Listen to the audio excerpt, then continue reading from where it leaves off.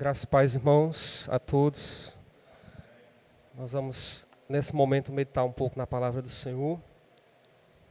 Estou um pouquinho sonolento, inventei de entrar numa academia faz 3 semanas e essa coisa está treinando 1h30 todo dia, eu fico meio sonolento, mas, enfim, isso é bom por um lado. Irmãos, vamos ler aqui no livro do evangelista Marcos, vamos ler no capítulo 8, no versículo 34 ao 38. Marcos, capítulo 8, do 34 ao 38. E nessa noite nós vamos meditar mais uma vez, nunca é demais, falar sobre o discípulo ou discipulado. Então nós vamos falar sobre o discípulo de Cristo, né? O que é ser discípulo de Cristo, quais são as implicações de sermos discípulos do Senhor. Então que nessa noite o Espírito Santo de Deus nos ajude e traga à nossa mente, à nossa memória, por meio da sua palavra, o que significa, né, a decisão que nós tomamos e o chamado que recebemos. Não é só uma decisão nossa, mas na verdade nós somos discípulos de Cristo porque Ele nos chamou, nos convidou, nos convocou para sermos seus discípulos. Marcos capítulo 8, versos 34 ao 38. Diz assim a palavra: Então, convocando a multidão e juntamente os seus discípulos, disse-lhes: Se alguém quer vir após mim, a si mesmo se negue, tome a sua cruz e siga-me.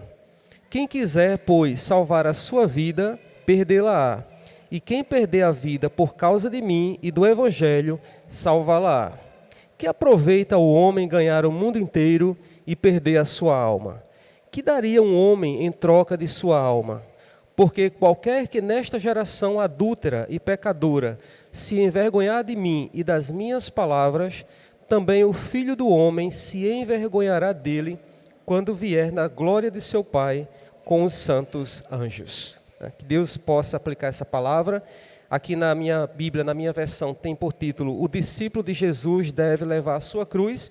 E esse texto também, esse assunto, esse tema, os irmãos podem encontrar também no livro de Mateus, capítulo 16, versículo 24 ao 28, e também está registrado em Lucas, capítulo 9, versos 23 a 27. Nós vamos ficar com o registro de Marcos, no capítulo que nós lemos. E como eu disse, irmão, nós vamos meditar um pouco sobre a vida do discípulo de Cristo, o que significa, o que implica, né, o discipulado, o discípulo de Cristo. E é interessante a gente notar, inicialmente, que a identidade de uma pessoa, muitas vezes, ela está fixada, ela está definida por causa da atuação dela ou daquilo que ela faz dentro de uma determinada sociedade. Por exemplo, quando uma pessoa diz que é médico, né, o que se espera de um médico é que ela trabalhe, que ela ajude as pessoas a cuidarem da sua saúde. É o que se espera de um médico. A identidade de um profissional médico é essa, né? Quando a gente fala, por exemplo, de um pintor, por exemplo, né, é um profissional, é uma pessoa que atua, né, numa sociedade que trabalha pintando, né, os prédios, pintando as casas, e assim cada profissão vai se estabelecendo, vai colocando a sua identidade socialmente a partir daquilo que se faz, daquilo que ele faz. E a gente, quando pensa na palavra cristão, né, o que é que se espera, qual é a identidade que a gente tem formada de um cristão? E eu pergunto isso porque nós temos hoje muitas palavras para identificar as pessoas que estão, por exemplo, reunidas hoje aqui no templo, né, como igreja do Senhor. Nós temos a palavra cristão, temos a palavra protestante, temos a palavra crente, temos a palavra evangélico, e tem muitos termos para designar as pessoas que estão reunidas como nós hoje aqui, naquilo que nós chamamos de igreja. Mas o que é ser cristão, né? Então, será que ser cristão é a mesma coisa de ser crente? Então, a gente vai pensar um pouquinho hoje, à luz do texto, né, do texto de Marcos, o que é que Jesus fala sobre o discípulo, ou o que é ser discípulo. E é interessante porque o próprio Jesus chamou os seus seguidores de discípulos. Se os irmãos observarem João, capítulo 8, versículo 31, né, eu vou ler com os irmãos aqui, João, o próprio Jesus, ele chama, né, ele designa, ele diz que são os seus discípulos. Capítulo 8, versículo 31. Disse, pois, Jesus aos judeus que haviam crido nele: Se vós permanecerdes na minha palavra, sois verdadeiramente meus discípulos. Então, o próprio Jesus aqui, ele já estabelece, ele já conceitua e já define o que são os seus discípulos, né? Aqueles que permanecem na sua palavra. Em outro momento também ele está ordenando à igreja, por exemplo, lá em Mateus, capítulo 28, 19, que é um versículo muito conhecido nosso, que tem a ver com missões, né? É um versículo muito conhecido, toda vez que a gente fala de missões, fala dele, que é aquele versículo que diz: ide, portanto, fazei discípulos de todas as nações, batizando-as em nome do Pai, e do Filho, e do Espírito Santo. Está lá em Mateus 28, 19. Né? Então, essa designação é aquilo que a palavra de Deus traz como o conceito, a ideia do que é ser um discípulo. Mas o que significa exatamente isso? Né? Quando eu me identifico como cristão, que eu me coloco como cristão, o que é que significa? Primeiramente, a gente vai ver que é o seguinte, que a palavra discípulo ela só tem sentido quando a gente pensa no contexto de uma relação entre pessoas. Né? Então tem que ter pelo menos aí 2 pessoas para a gente entender o sentido da palavra discípulo. Então a gente pensar, por exemplo, numa escola, né? Você tem um professor e você tem um aluno, e normalmente o aluno ali se constitui como sendo o discípulo daquele mestre. Né? A gente tem vários exemplos na história do conhecimento de grandes filósofos, de grandes estudiosos, que se tornaram discípulos de seus mestres e que seguiram. E uma coisa que é interessante notar na história das pessoas que se colocaram como discípulas, é que elas seguiram os passos, os caminhos daquele que se considera como seu mestre. Então, o discípulo é aquele que recebe algum ensinamento de alguém ou aquele que segue as ideias de alguém. Parece uma conceituação simples, se a gente pensar alguém que aprende de alguém, ou alguém que recebe, ou que guia, ou que segue as ideias de alguém. Mas só aí a gente tem 2 implicações muito, muito sérias, irmãos. Aprender de alguém, né, e seguir as ideias de alguém. Hoje a gente tem aí no mundo muitas pessoas seguindo todo tipo de ensinamento, todo tipo de doutrina, todo tipo de ensinamento, até pessoas que muitas vezes se dizem simpatizantes do evangelho ou do cristianismo, mas seguem muitas coisas que a gente fica assim, basta abrir a boca e a gente já vê que a pessoa acredita em tudo que é misticismo, gnosticismo, tantas outras coisas que a gente vê por aí. Mas quando eu digo assim, discípulo é aquele que recebe o ensino de alguém e que segue as ideias de alguém, isso vai caber como uma luva para nós que nos colocamos como cristãos ou como seguidores de Cristo. Porque nós, no caso, recebemos o ensinamento de Cristo, então, discípulo, né, já adiantando, é aquele que vai receber o ensinamento de Cristo e diretamente dele, aprender diretamente da fonte dele, mas também alguém que vai seguir, né, os ensinamentos, as doutrinas. O trecho que o pastor leu agora há pouco do Salmo 119 fala um pouco da questão da palavra, né, dos preceitos. Então, o cristão é aquele que vai se guiar ou deixar-se guiar pelos ensinamentos, pelas escrituras, pela palavra. Então, no Novo Testamento, quando a gente abre a escritura no Novo Testamento, a gente vê que o discipulado ele vai se aplicar a todos aqueles que seguiram a Jesus.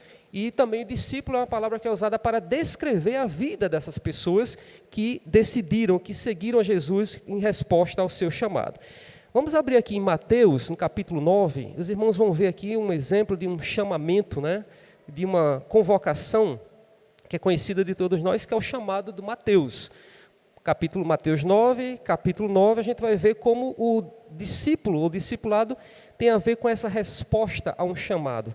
Versículo 9, Mateus 9 diz assim, capítulo 9, versículo 9 diz assim: partindo Jesus dali, viu um homem chamado Mateus sentado na coletoria e disse-lhe: segue-me. Ele se levantou e o seguiu. Então, nesse texto aqui, você veja que Mateus estava ali no exercício da sua profissão, era um coletor, né, de impostos, tinha uma função importante naquela sociedade, naquela comunidade, naquela época, e Jesus chega para aquele homem, olha para ali, né, e diz: segue-me, né, se dirige a ele, diz: segue-me, e ele imediatamente se levanta e seguiu a Jesus. Então, o discipulado tem a ver com esse chamado, com esse chamamento. O livro de Marcos, que a gente estava agora também, no capítulo 16, a gente também vê, versículos 16 a 20, né? Marcos 16, do 16 a 20, Marcos capítulo 1. Marcos capítulo 1, primeiro, do 16 ao 20, a gente vê outro registro aqui do chamado, da vocação dos discípulos. Diz assim: caminhando junto ao mar da Galileia, viu, no caso Jesus, né, viu os irmãos Simão e André, que lançavam a rede ao mar, porque eram pescadores. Disse-lhe Jesus: vinde após mim, e eu vos farei pescadores de homens. Então eles deixaram imediatamente as redes e o seguiram. Pouco mais adiante viu Tiago, filho de Zebedeu, e João, seu irmão, que estavam no barco consertando as redes. E logo chamou. Deixando eles no barco a seu pai Zebedeu com os empregados, seguiram após Jesus. Então, irmãos, esses textos que a gente está lendo aqui, que está mostrando, a gente está vendo que o discipulado é uma resposta a um chamado. Né? Todos esses homens aqui estavam no exercício de suas funções, de suas atribuições, dos seus afazeres, e Jesus chega, né, para eles imediatamente, e chama, e convoca, né? E eles imediatamente, diz o texto, que eles seguem, né? Deixam o que estão fazendo e seguem Jesus. Então, todo aquele que se dedica, né, em linhas gerais, a cumprir e a fazer e a vontade de Deus, a responder essa vontade, pode ser considerado um discípulo de Jesus. Para fechar essa ideia, vamos só Mateus, no capítulo 11. Vou ficar com os irmãos hoje folheando algumas páginas para cá, para afiar aí a capacidade dos irmãos de procurar nas Escrituras. Em Mateus 11, versículo 29, né, Jesus aqui está falando, né, dessa dedicação a aprender e a fazer a vontade de Deus. Ele diz assim: tomai sobre vós, Jesus falando, né, o meu jugo, e aprendei de mim, porque eu sou manso e humilde de coração, e achareis descanso para a vossa alma. Então, o discipulado, né, está implicado na ideia do discipulado, essa disposição para aprender. Por isso que quando a gente fala de discipulado, de discípulo, tem sempre a ver essa relação de alguém que se dedica a aprender de outro, aprender de alguém, seguir as ideias de alguém. Portanto, é bom que fique claro para nós essa ideia de que, no caso de nós cristãos, né, somos considerados cristãos, porque nós somos seguidores de Cristo, porque nós aprendemos diretamente dele e seguimos os seus ensinamentos. Então, essas duas ideias têm que estar muito claras na nossa cabeça. Cristão, aquele que aprende de Cristo, né? Portanto, a gente tem aí uma ideia de uma caminhada. A partir do momento que nós aceitamos a Jesus e decidimos caminhar, seguir esse caminho, nós estamos aí numa relação de aprendizagem diretamente com Jesus. Portanto, a gente tem aqui que todo aquele que imita, né, a ideia da imitação é um discípulo. Portanto, nós somos imitadores de Cristo, nós somos então discípulos de Cristo, porque nós o imitamos, nós o seguimos, nós estamos sempre atrás dele. Portanto, ser discípulo de Jesus é ser chamado por ele para um novo estilo de vida. E esse estilo de vida implica em quê? No rompimento com vínculos anteriores, com aquilo que a gente tinha anteriormente, para agora termos uma vida de serviço diante dele. Foi o que aqueles homens fizeram, né? Mateus, André, Tiago, todos eles ali estavam ocupados nas suas atividades, nas suas atribuições, e ao ouvirem o chamado de Cristo, imediatamente seguiram a Jesus e partiram agora, rompendo o vínculo que eles tinham com aquilo que eles faziam, e agora seguindo a Jesus, uma vida de serviço a Jesus. Mas, quando a gente fala em discipulado, ou quando a gente fala em ser discípulo, quais são as implicações que isso traz para nós? Porque não basta apenas uma designação, dizer nós somos cristãos, porque nós agora acreditamos em Cristo, porque nós agora estamos caminhando com Cristo.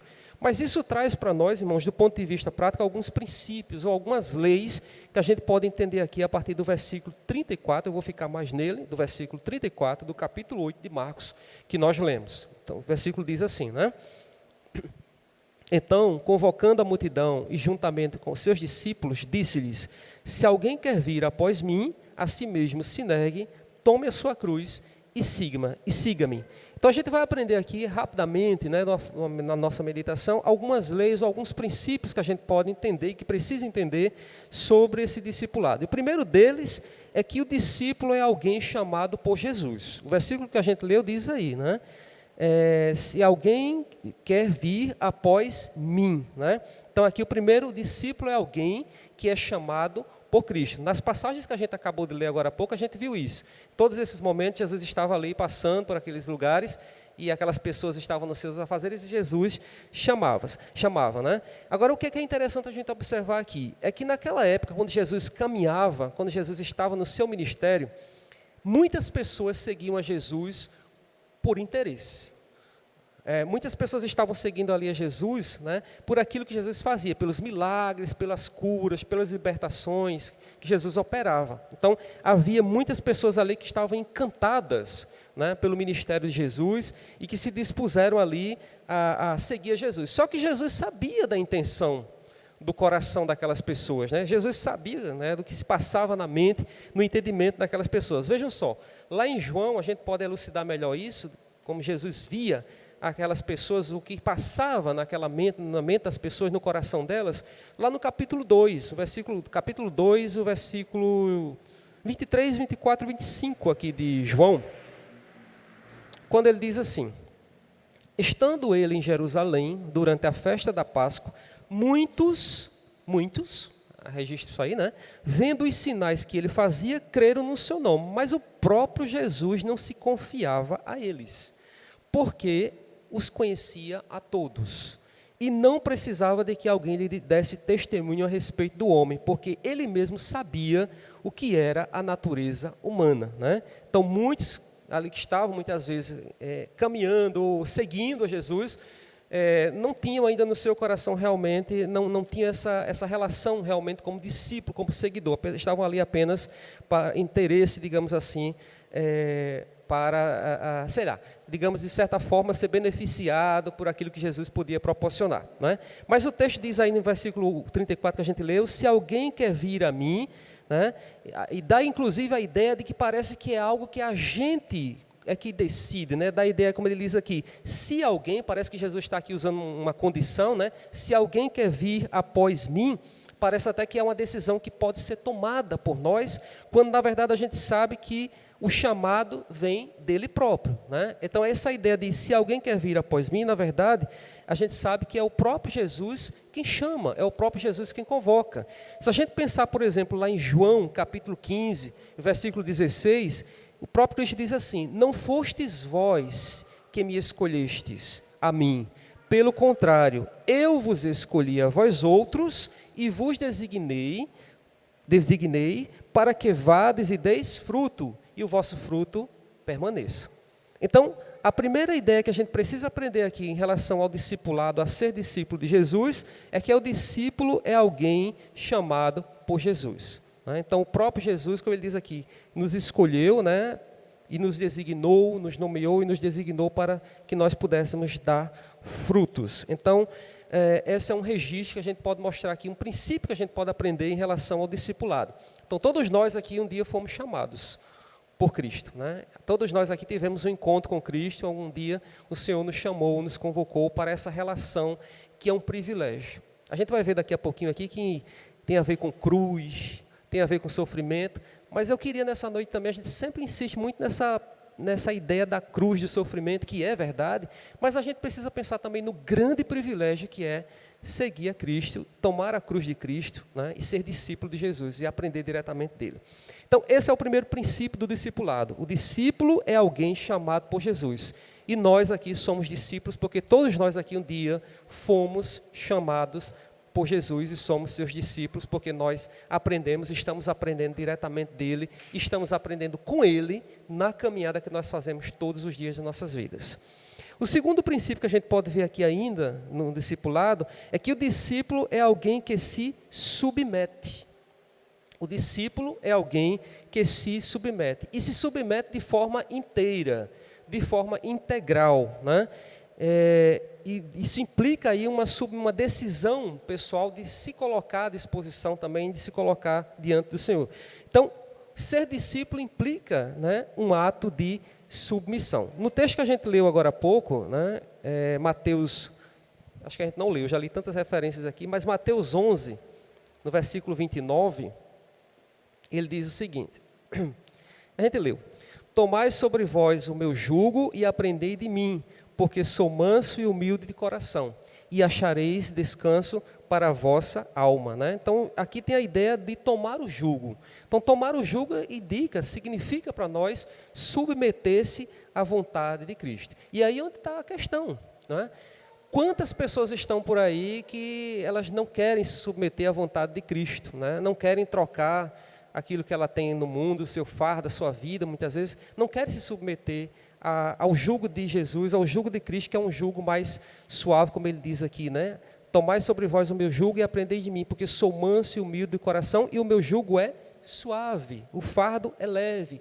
Mesmo assim, a gente vê aí tantas pessoas, irmãos, rejeitando a Cristo Jesus, e porque não querem se submeter, porque colocam a sua vontade acima de qualquer outra vontade. E a gente sabe que submissão, submeter-se à vontade de Cristo é deixar que a vontade dele reine sobre a nossa vontade.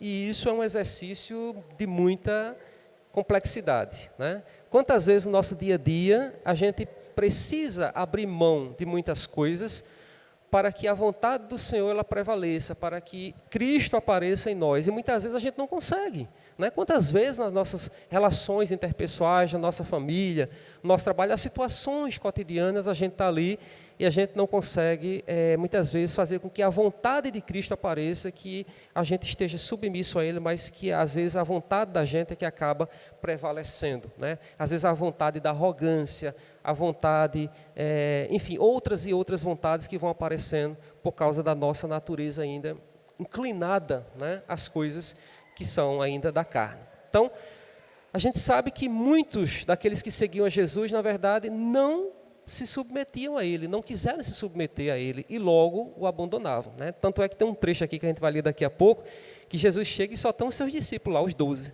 porque os outros já tinham, as pessoas que estavam seguindo ali, já tinham abandonado, já tinham deixado Cristo ali. Então, segunda lição que a gente aprende, ser discípulo significa submeter a minha vontade à vontade de Cristo, né? Enfim, significa muita coisa.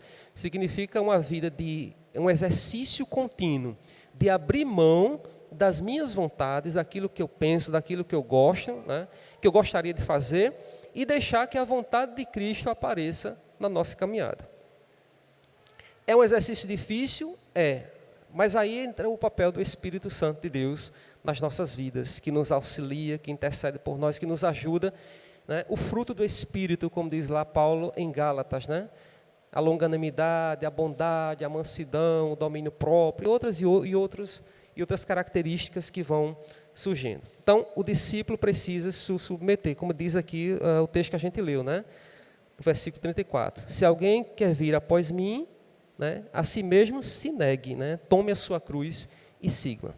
A terceira característica, digamos, o terceiro princípio que a gente aprende sobre o discipulado, o que significa ser discípulo, é que o discípulo é alguém que pratica a autonegação. Tem a ver um pouco com aquilo que a gente falou anteriormente, porque o texto diz, negue-se a si mesmo. Então, o discípulo é aquele que nega a sua própria vontade, que nega a sua própria vida. Isso significa uma morte, né? Ou seja, negar a si mesmo significa morrer, né, para mim mesmo, né, irmãos? Isso é um exercício também de vida piedosa que a gente faz todos os dias, que a gente é instigado pela palavra de Deus a fazer todos os dias, que esse exercício de morrer para nós mesmos, né, de maneira que a vida de Cristo se manifeste em nós todos os dias e que Ele, como diz lá, né, que Ele cresça, que Ele apareça e que eu diminua, né, que a vontade do Senhor apareça.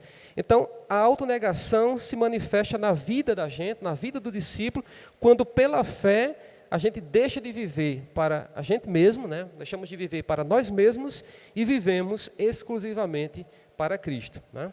Quantas vezes na caminhada, na vida cristã, nos aparecem oportunidades em que a gente realmente vê que é uma escolha que a gente tem que fazer mesmo, que é uma escolha que, muitas vezes, essa escolha ela vai nos tirar desse caminho do discipulado, ela vai nos afastar de Cristo, ela vai nos fazer que nós nos distanciemos de Cristo, que nós deixemos de ser mais parecidos com Ele e que nós retrocedamos. É como se nós estivéssemos dando um passo para trás ou um passo para o lado e estejamos saindo daquele caminho. Então, essa é a prática da autonegação é um exercício contínuo. Não é só quando a gente aceitou Cristo lá atrás, há 5, 10, 20, 30 anos, não. Mas é um exercício de todos os dias a gente praticar a autonegação, né? Para que nós possamos realmente nos aproximarmos e parecermos mais com o Senhor. Veja o que é que Paulo diz, por exemplo, lá em Gálatas, no capítulo 2, versículos 19 e 20. Gálatas 2, 19 e 20.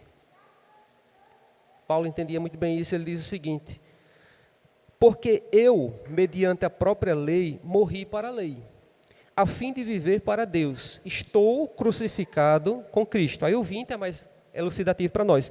Logo, é uma conclusão que ele tira, portanto, né, se eu estou crucificado com Cristo, portanto, já não sou eu quem vive, mas Cristo vive em mim.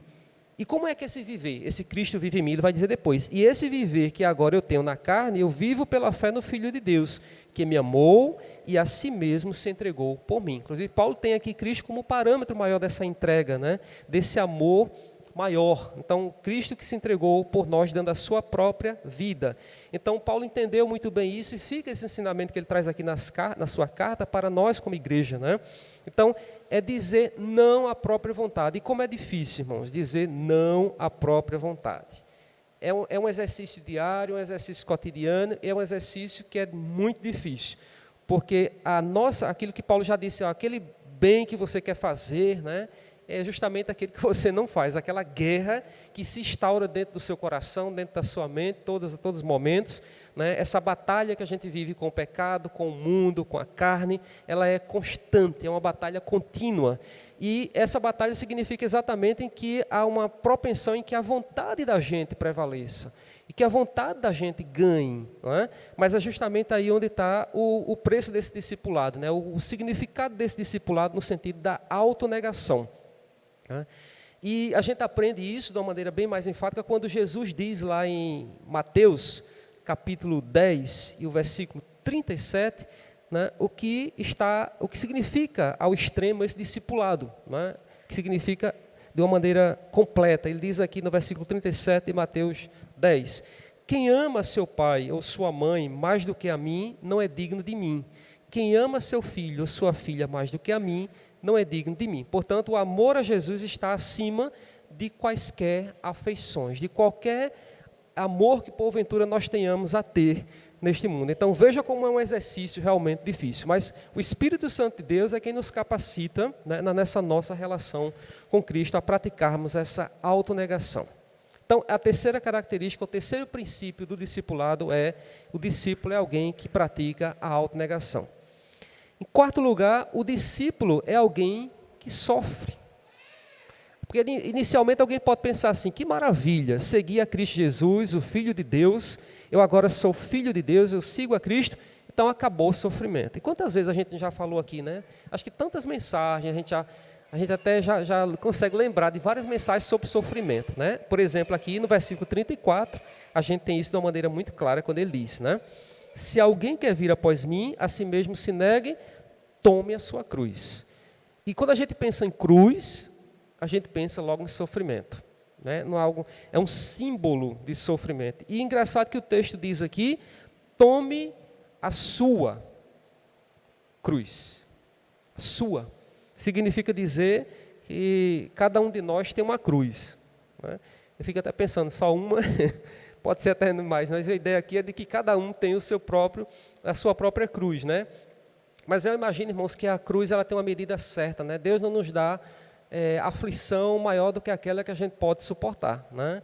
Então, mas é a cruz. A cruz, irmãos, é o sinal do sofrimento. A cruz é o símbolo, né, do sofrimento. E a cruz é o sofrimento que advém justamente, que vem, né, desse resultado que nós temos, dessa união que nós temos com Cristo. Uma vez que nós decidimos nos unir a Cristo, inevitavelmente, essa é a boa notícia que eu tenho para dar, é que inevitavelmente a gente vai ter sofrimento, né? Aí novamente a gente sempre faz aquela comparação, a gente faz uma alusão àquelas teologias que muitas vezes estão difundidas aí em nosso meio, de que a gente não precisa sofrer, de que a gente não precisa ter enfermidade, se tiver enfermidade tem que ir logo imediatamente ali, porque Jesus tem que curar, vamos determinar que Jesus cure, né? Não é assim que as pessoas usam certas palavras até inclusive, né, dessa forma, né? Vamos determinar, vamos jejuar aqui, Deus vai ter que curar. Muitas vezes a gente ouve dessa forma, né? Mas não é só isso. A união com Cristo, né, ela implica exatamente, essa união que nós temos traz exatamente esse resultado do sofrimento, implica rejeição, né? Quantas vezes nós não somos rejeitados por causa dessa união com Cristo Jesus, né, nesse mundo que nós estamos.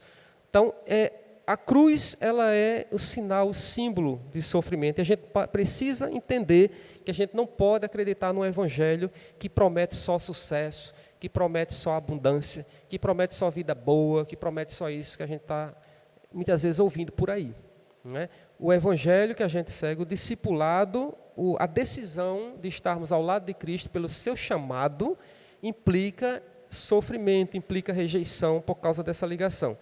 No João, o Evangelho de João, capítulo 16, versículo 33, é muito claro, muito nítido o que Jesus diz ali, as palavras de despedida dele. Ele diz o seguinte: estas coisas vos tenho dito para que tenhais paz em mim. No mundo passais por aflições, mas tendo bom ânimo, eu venci o mundo. Né? E eu acho interessante mais o final, quando ele diz, não é que a gente vai passar por aflições, ele está aqui conscientizando seus discípulos, e nós como igreja, como discípulos dele também hoje, precisamos aprender isso. Estamos aprendendo que no mundo passais por aflições. Quantas vezes, muitas vezes na igreja do Senhor, há pessoas que estão há 15, 20, 30, 40, sei lá quantos anos estão na igreja, e ainda não entenderam, não aprenderam de que a união em Cristo, ela traz sim sofrimento para nós. Que a vida cristã, ela não é uma vida só de abundância, só de saúde plena, só de despensa cheia, de bolso cheio, não é só isso, mas a união com Cristo, ela traz também sofrimento. Mas olha o que ele diz aqui no final, eu acho mais bonita essa parte quando ele diz, mas tendo bom ânimo, se animem, se alegrem. Por quê? Porque eu venci o mundo. E nós temos essa promessa, irmãos, da vitória em Cristo Jesus. Um dia nós estaremos com Ele livre de todas essas coisas. E ainda sobre o sofrimento, o apóstolo Pedro, na sua carta lá, 1 Pedro, capítulo 4, ele é muito claro, quando ele vai mostrar o privilégio de sofrermos por Cristo. Capítulo 4 de 1 Pedro, versículos 12 ao 16. Eu vou ler, são 4 versículos, ele diz o seguinte: amados, não estranheis o fogo ardente que surge no meio de vós, destinado a provar-vos, como se alguma coisa extraordinária vos estivesse acontecendo. Pelo contrário, alegrai-vos na medida em que sois coparticipantes do sofrimento de Cristo. Para quê? Para que também na revelação de sua glória vos alegreis exultando. Se pelo nome de Cristo sois injuriados, bem-aventurados sois, porque sobre vós repousa o Espírito da glória de Deus. Não sofra, porém, nenhum de vós como assassino, ou ladrão, ou malfeitor, ou como quem se intromete em negócios de outrem. Mas, se sofrer como cristão, não se envergonhe disso. Antes, glorifique a Deus com esse nome. Então, o apóstolo Pedro, ele mostra aqui que esse sofrimento que nós temos agora, como discípulos de Cristo, é algo que deve trazer para nós um espírito de alegria, de exultação, porque Cristo passou por tudo isso, e nós temos como exemplo maior o próprio Cristo Jesus, e de como ele diz aqui, glorifique a Deus, como ele termina no versículo Deus. Antes, se vocês estão sofrendo como cristãos, glorifique a Deus com esse nome, porque sobre vós, como ele diz, repousa o Espírito da glória, o Espírito de Deus está sobre nós. Então, irmãos, recapitulando aqui o que nós vimos, ser discípulo de Cristo implica, ou pelo menos alguns princípios que a gente precisa entender. O discípulo é alguém chamado por Jesus, como aqueles homens foram chamados, também nós fomos chamados por Cristo. O discípulo é alguém que se submete à vontade de Deus, que abre mão, que deixa a sua vontade. Um deixou as redes, outro deixou a coletoria, outro deixou aquilo e seguiu a Cristo. O exemplo que a gente traz para a nossa vida é essa, que nós precisamos deixar tudo aquilo, abandonar tudo aquilo que aqui estávamos presos e seguirmos unicamente a Cristo, submetermos a nossa vontade somente à vontade de Cristo Jesus. Como eu já disse, é um exercício de todo dia. No café da manhã, é no almoço, é no caminhar, é no trabalhar, é quando vai à escola, é quando vai em qualquer lugar, é um exercício todos os dias. Uma coisa que seria muito bom nós como igrejas entendermos é que esse exercício de vida cristã é um exercício contínuo. Às vezes eu tenho a impressão de que para alguns cristãos parece que a vida cristã se resume a esse momento aqui de templo, de 4 paredes. A impressão que eu tenho é que isso é religiosidade, o momento de vir aqui no culto de terça, ou de quinta, ou de domingo de manhã, ou de domingo de noite, ou sei lá, qualquer outro momento, quando na verdade a nossa vida é uma vida contínua. A vida cristã é um exercício contínuo. Ao deitar, ao acordar, ao fazer as nossas atividades, nós estamos sempre no exercício do discipulado. Nós estamos sempre no exercício da aprendizagem de Cristo, ou seja, aprendendo com Ele, andando com Ele. Por isso que é algo que a gente não tem interrupção, não tem pausa, não tem folga. É algo que é contínuo. Então, o discípulo é alguém que pratica a autonegação e o discípulo é alguém que sofre. E, ainda já indo para o final, o discípulo é alguém que não desiste e nem abandona. Tem um texto que eu gosto muito, eu vou ler com os irmãos, que está em João, no capítulo 6, que trata dessa questão de que o discípulo é alguém que não desiste e não abandona. João capítulo 6, versículo 66, é um capítulo grande, eu não vou ler com os irmãos, mas os irmãos podem ler em casa, que é um capítulo bem interessante, em que Jesus ele traz aquele sermão, aquela exposição sobre o pão da vida. Ele se apresenta como o pão da vida. E os judeus ficaram escandalizados, porque ele se apresenta como o pão da vida. Né? No versículo 41 você tem lá a murmuração desses judeus. E também os próprios discípulos de Cristo também, Jesus percebe isso, que os próprios discípulos ficaram escandalizados, porque acharam aquele sermão muito difícil. Né? Tanto é que nos 60, os discípulos dizem assim: duro é este discurso, quem o pode ouvir? Né? É difícil, né? E aí Jesus, sabendo, né, no que passava no coração dele, via, né, que eles estavam escandalizados, aí ele chega no 66 e diz assim: à vista disso, muitos dos seus discípulos o abandonaram e já não andavam com ele. Então perguntou Jesus aos 12, porventura, quereis também vós retirar-vos? Aí qual foi a resposta de Pedro lá? Simão Pedro disse o seguinte: Senhor, para quem iremos? Tu tens as palavras de vida eterna, e nós temos crido e conhecido que tu és o Santo de Deus. Aqueles judeus estavam ali duvidando quando ele se apresenta como pão da vida. E Pedro chega aqui no 69 e diz: nós temos crido e conhecido que tu és o Santo de Deus, que és o Filho de Deus. Né? Então, irmãos, o discípulo não é aquele que vai abandonar, né? Não é aquele que vai, quem bota a mão no arado, né, e olha para trás não é digno. Né? Então, os discípulos eles seguem a Jesus não motivado pelos benefícios que ele pode tirar. Muita gente hoje tem entrado em igreja evangélica para isso, os irmãos sabem disso. Muitas pessoas têm feito decisão, eu conheço pessoas, assim, eu tive a oportunidade de observar isso, de conhecer pessoas que por um momento de crise, de dificuldade, de perrengue na vida, resolveram dar um passo ali, mas só enquanto estava ali, enrolado naquele problema, né? Depois pulou fora. E há muitas pessoas assim, que seguem por interesse, por admiração, às vezes, ou seja, a motivação errada, a motivação, né, às vezes por uma tradição familiar, porque meu pai, minha mãe, meu irmão, minha tia, meu avô, minha avó é crente, enfim, é cristão. Enfim, às vezes a motivação está errada. Né?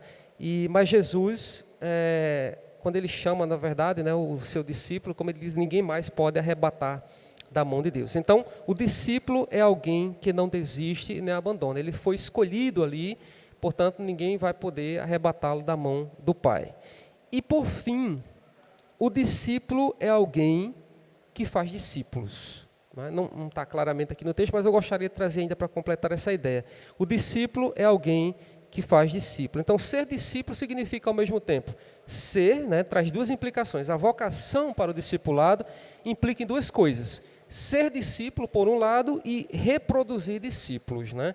Ou seja, a gente aprende com Cristo e, ao mesmo tempo, a gente também vai buscar, né, reproduzir a vida de Cristo, ou seja, se assemelhar a Cristo, de maneira que a gente traga também outras pessoas a Cristo. No texto que a gente leu de Marcos, agora há pouco, no capítulo 1, quando a gente estava falando do chamado, da vocação dos discípulos, no versículo 17, Jesus diz assim: disse-lhe Jesus, vinde após mim, e eu vos farei pescadores de homens. Então, essa ideia da reprodução do discipulado. Né? Então, a vida do discípulo é uma vida produtiva. A gente tem uns textos lá em João que fala sobre essa questão da árvore, né, que dá fruto, que não dá e tudo mais, mas essa ideia de que a vida do discípulo é uma vida que é uma vida frutífera, é uma vida produtiva, é uma vida que é chamada para trazer outras vidas, para chamar outras vidas. Né? Paulo também aqui no Novo Testamento, quando ele escreve lá para Timóteo, na segunda carta, no capítulo 2, 2 Timóteo 2:2, ele diz assim, eu vou pegar um primeiro. Tu, pois, meu filho, fortifica-te na graça que está em Cristo Jesus. E o que de minha parte ouviste, através de muitas testemunhas, isso mesmo transmite a homens fiéis e também idôneos para instruir a outros. Então, essa ideia de que a gente aprende de Cristo e repassa e transmite o Evangelho de Cristo para outras pessoas. Né? E o texto que a gente leu aqui, de Marcos 1,17, é bem claro nesse sentido, né? Fazer pescadores de homens. E finalizando aqui o texto de João, que ilustra também muito bem essa ideia de que o discípulo é alguém que faz discípulo, no capítulo 15, eu acabei lendo, disse que não ia ler, mas João 15, versículo 2, é um texto que fala sobre a videira e os ramos, um texto que elucida muito bem essa ideia daquilo que está ligado em Cristo, né, que é produtivo, né, é aquele que dá fruto. Então, o versículo 2 de João 15 diz assim: todo ramo que estando em mim não der fruto, ele o corta, e todo que dá fruto, limpa, para que produza mais fruto ainda. Né? É algo simples, né? A gente olha, não estou dizendo que é fácil, né? Mas eu estou dizendo que é algo muito claro para a gente entender. Isso porque a gente já conhece muito bem, a gente tem um conhecimento de botânica, e a gente sabe muito bem que uma árvore, quando ela dá fruto, ninguém vai querer destruir aquela árvore. Normalmente não, né? Nossa razão vê que aquela árvore frutífera, produtiva, né, dá frutos. Mas o texto diz aqui, né, todo ramo que estando em mim não der fruto, ele o corta. Né? Numa árvore, por exemplo, aquilo não estiver dando fruto, a tendência é lá e cortar, porque aquilo não serve para nada. Então, o mesmo princípio se aplica também aqui, Jesus falando sobre eu sou a videira verdadeira e meu pai é o agricultor. E nós, cristãos, somos esses galhos que estamos enxertados em Cristo nessa videira. Então, se nós estamos verdadeiramente em Cristo como discípulos, irmãos, é consequência, é resultado. Naturalmente e espontaneamente, nós vamos ser produtivos. Né? E isso serve como um critério de avaliação. Né? Engraçado, e é duro dizer isso, mas é verdade. A gente observar, né? Se alguém está em Cristo, consequentemente, a vida daquela pessoa é uma vida produtiva, é uma vida que vai dar frutos, portanto, vamos reproduzir o discipulado. Mas se não estamos em Cristo Jesus, é o perigo, porque aí se torna um galho, né, seco, alguma coisa infrutífera, alguma coisa que não serve para nada. Então, que é inútil. Então, meus amados irmãos, é essa reflexão nessa noite, né? Ser discípulo de Jesus é alguém que é chamado por Jesus, como nós somos chamados um dia, é alguém que se submete à vontade dele, portanto, a vontade dele prevalece sobre nós. É alguém que pratica todos os dias ali a autonegação, negar a mim mesmo, a minha vontade, nesse exercício duro, difícil, árduo, mas que é assim que a gente vai se assemelhando a ele, se tornando discípulo dele a cada dia, aprendendo dele, com ele, junto dele. O discípulo é alguém que sofre, né, porque ao me ligar a Cristo, consequentemente, eu vou sofrer a rejeição, por estar com Ele, por estar perto dEle, porque o mundo, né, não combina, não bate. Os valores de Cristo, da sua palavra, não são compatíveis com o mundo. O discípulo é alguém que não desiste e nem abandona, foi chamado, portanto, por Cristo, né, e é alguém que está motivado pelo chamado de Cristo e não por benefícios pessoais. E, por fim, o discípulo é alguém que faz discípulos. Alguém que está em Cristo é alguém que é produtivo, é alguém que vai dar frutos e, portanto, vai reproduzir o discipulado para outras pessoas que estão por perto. Então, que nós fechemos essa reflexão nessa noite pensando no seguinte: o discipulado é um caminhar com Deus. Todos os dias, todos os momentos, sem folga, sem férias, sem feriado, sem nada. É contínuo. A partir do momento que a gente foi chamado por Cristo como discípulo dele e botou a mão no arado ali para uma vida, né, de serviço, de adoração, uma vida para ele, é daqui para frente. Né? É todos os dias nesse exercício diário para seguirmos a ele. E é também um aprender diariamente dele, mediante a palavra dele. Né? Claro que existem os meios para a gente aprender dele. Cada vez mais que a gente começa a ler a palavra de Deus, ouvir a palavra de Deus, por meio da oração, são os meios de que a gente dispõe para essa caminhada, né? para esse andar. E também ser discípulo é ser habitado e guiado pelo Espírito Santo de Deus. A coisa linda quando a gente lê aqui no Evangelho, quando Jesus está para ascender os céus, né? E ele promete o Consolador. O Consolador é aquele que é o ajudador, aquele que nos ajuda nas nossas fraquezas. É maravilhoso isso, irmãos, porque nós não temos essa condição. Mas o Espírito Santo de Deus que habita em nós, né? O Espírito Santo de Deus que foi prometido por Jesus quando ele subiu aos céus, ele está conosco todos os dias para nos ajudar nessa relação com o nosso Mestre, de quem nós aprendemos e com quem nós estamos aprendendo todos os dias. Todos os dias a gente aprende alguma coisa. Aprenda a ser mais paciente, aprenda a ter domínio próprio, aprenda a ser bondoso, aprenda a ser longânimo, aprenda a ser E assim a gente vai, todo dia uma aprendizagem nesse processo de santificação. Então, nossa oração nessa noite é que Ele, o Espírito Santo de Deus, continue, pela sua misericórdia, nos ajudando para que todos os dias nós possamos amadurecer, fortalecer e consolidar a nossa carreira como discípulo de Cristo, como aquele que está ali aos pés de um mestre, aprendendo. Inclusive essa ideia de pés mesmo, porque antigamente os discípulos, os alunos, aprendiam ali sentado no chão, o mestre ali ensinando e ele sentado ali no chão. Que nós possamos estar sentados todos os dias aos pés de Cristo, aprendendo dele, né? Que é maravilhoso. Deus nos abençoe. Eu passo a palavra para o pastor para encerrar.